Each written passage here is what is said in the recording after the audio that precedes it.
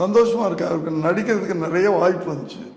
நான் கூட ஒரு நாள் சொல்லி பார்த்தேன், ஏன்ப்பா ஈஸியாச்சு, உங்கள் அப்பா ஒரு பெரிய நடிகர், நீங்கள் நடிகனை வந்துடலாமேன்னு சொல்லி பார்த்தேன். நோ தாத்தா, டைரக்ஷன்லாம் த்ரில் இருக்கு அப்படின்னு சொன்னார்.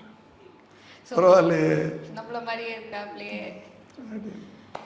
நீங்க ஏதோ டிப்ஸ் எல்லாம் கொடுத்தீங்களா சார் டைரக்ஷனுக்கு அப்படின்ட்டு? ஐயோ, இந்த ஜென்ரேஷனுக்கு நம்ம எதையுமே சொல்ல வேண்டாமா? அவங்களாம், நான் தான் சொல்கிறேன், இப்போ வர்ற புது இயக்குனர்கள்லாம் என்னென்னமோ தேக்கி வச்சுட்டு வர்றாங்க. அவங்கள்ட்ட போய் நம்ம, அதுவும் டெக்னாலஜி வைஸ் அவ்வளோ நாலேஜோடு வராங்க, டெக்னிக்கலி வெல் எக்யூப்டாக வராங்க. அவங்கள்ட்ட போய் நம்ம சொல்ல வேண்டிய தேவையே இல்லை. நீங்கள் உங்களுக்கு என்ன தெரியும்? அந்த அந்த காலத்தை இன்னைக்கு வரைக்கும் நாங்கள் வந்து கதையை வந்து பேப்பரில் தானே எழுதுறேன் நானும். அவங்க பேப்பரை பேனாவே வச்சுக்கிறது இல்லையே. அவங்க எல்லாம் கம்ப்யூட்டரில் தானே கதையை, சீனே கம்ப்யூட்டரில் தானே, கதையே கம்ப்யூட்டரில் தானே இருக்கு.